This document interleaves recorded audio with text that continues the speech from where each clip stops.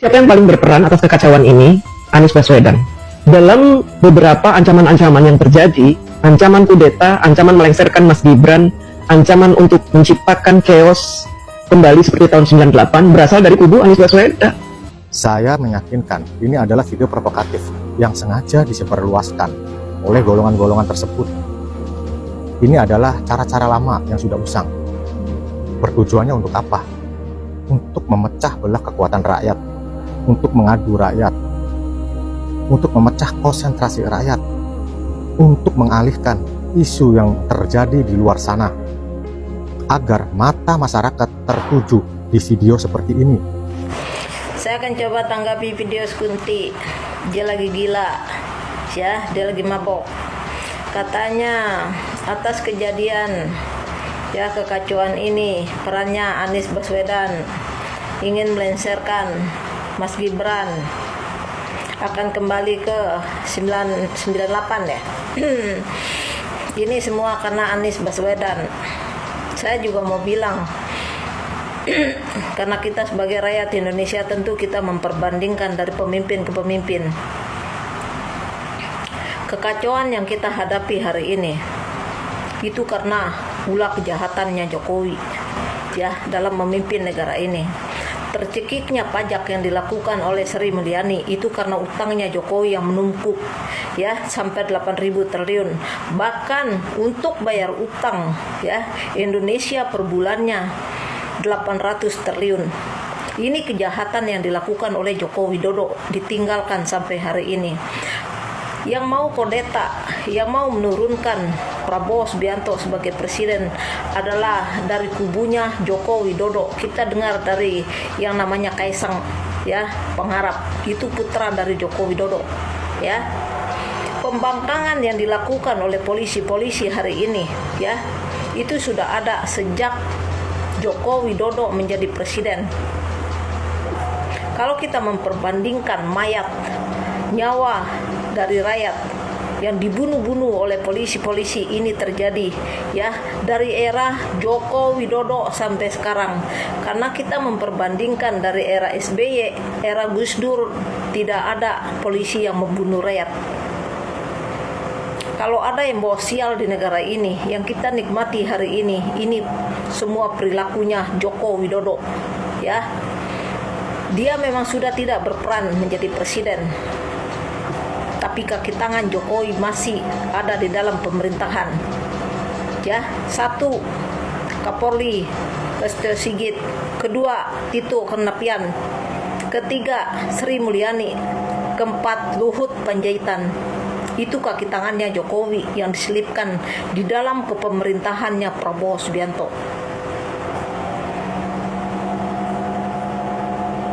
Jadi Kunti ya, bukan hanya kamu yang bisa bicara, saya bisa bicara saya. Ya. Kami bicara sesuai dengan data dan fakta. Tercekiknya utang negara itu daerah Jokowi. Jadi penjahatnya DPR itu daerah Jokowi sampai hari ini. Kenapa DPR ini mencekik kita rakyat dengan pajak-pajak? Karena memang untuk menutupi utang yang dilakukan oleh Joko Widodo. Kebayangkan teman-teman ya, pemerintah membayar utang, bukan utang yang dibayar tapi bunganya mencapai 800 triliun. Mereka mau ambil uang dari mana kalau bukan mencekik rakyatnya lewat pajak? Ini kebiadaban yang dilakukan oleh Joko Widodo. Karena apa? Joko Widodo semena-mena mengutang ya, berbabi buta mengutang, dan Joko Widodo ini sudah banyak merugikan negara. Tapi Prabowo tidak punya nyali untuk menangkap Joko Widodo ya.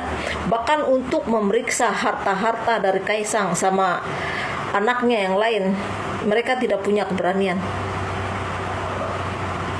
Ini kepembangkangan polisi terhadap rakyat, terhadap institusi sejak berdirinya Joko Widodo menjadi presiden sampai detik ini.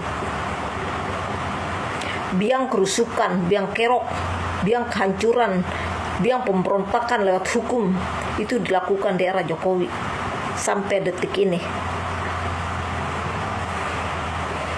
Prabowo Subianto hanya akan pidato dan pidato. Dia tidak akan punya keberanian untuk memecat yang namanya Sri Mulyani. titipan dari Joko Widodo. Ya, begitu juga dengan Luhut Panjaitan. Ya, apalagi Tito Karnavian. Ya. Ini adalah antek-anteknya Jokowi di dalam kepemerintahannya Prabowo Subianto. Jadi Kunti ya, kalau kamu bicara otak kamu dibawa, ya, saya tahu kamu nggak berani nyaut. Kamu tidak akan pernah berani nyaut. Ya, kalau kamu bernarasi basi seperti itu, siapa aja bisa.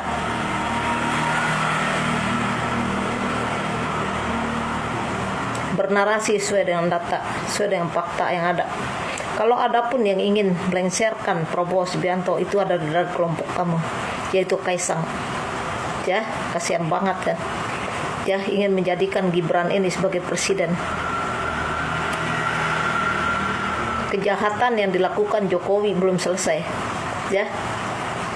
Kebodohan yang dilakukan oleh Jokowi belum selesai. Ini mengangkat orang yang bodoh yang akan jadi presiden. Mau dibawa kemana negara ini? Kalau ada yang ingin melengsarkan Prabowo Subianto, yaitu kelompok kamu. Ya, bukan hanya Kaisang yang ingin mengkodetakan Prabowo Subianto, melainkan otak kamu sendiri Kunti yang ingin menurunkan Prabowo Subianto.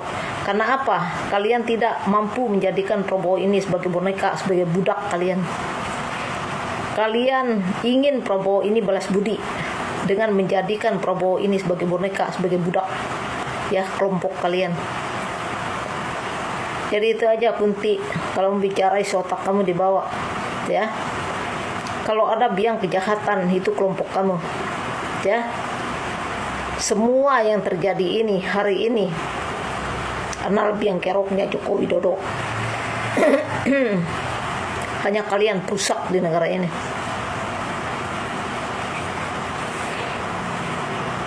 Kami berharap banget ya, keluarga ini cepat modal, cepat mati, cepat tamat. Itu yang kami inginkan.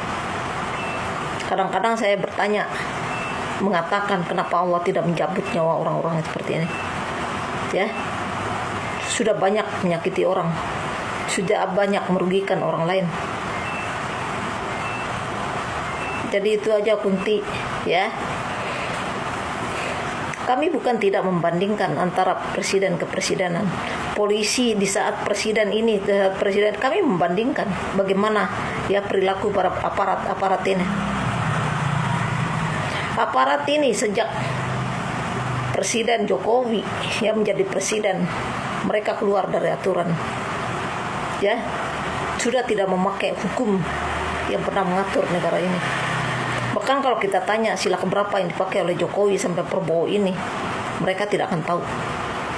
Karena apa? Setiap sila Pancasila tidak dipakai, tidak digunakan. Tapi biadabnya mereka selalu mengaku paling Pancasila, paling NKRI. Kan saya udah bilang, anak keturunan PKI kalau datang jadi pemimpin tidak akan membangun negara ini, melainkan merusak dari dalam. Mereka menggunakan kaki tangan hukum untuk membungkam lawan politiknya. Itu biadabnya kalau anak keturunan PKI menjadi politik. Ya. Jadi itu aja Kunti, mencocor-cocor kok. Sekali-kali balas dong Kunti ya video gue. Dari zaman kampanye Prabowo sampai sekarang si Kunti ya. Dia berani keluar di kandang.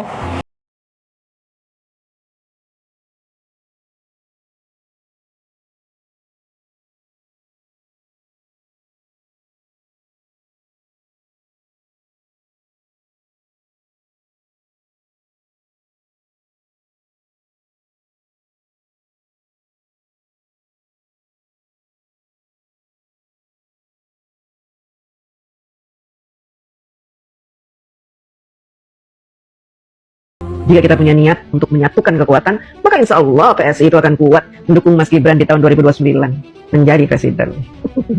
Harapan saya saat ini hanya pada Mas Gibran dan PSI. Jangan sekali-kali kecewakan saya dengan harapan. Karena harapan saya terhadap Bapak Prabowo sudah pupus. Saya tidak lagi percaya. Kalaupun saya menyuarakan untuk melengsarkan Prabowo Subianto, itu ada alasannya. Karena Bapak Prabowo membela koruptor.